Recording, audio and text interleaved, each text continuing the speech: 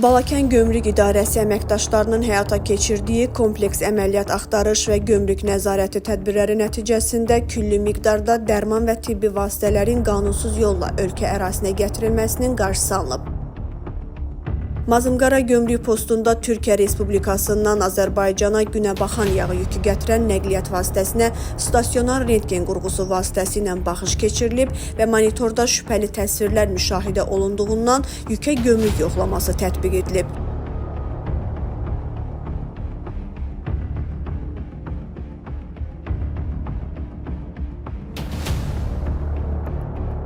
Yoxlama zamanı gömrük orqanına bəyan edilməyən 83 min ədəd dərman və tibbi vasitələr aşkar olunub.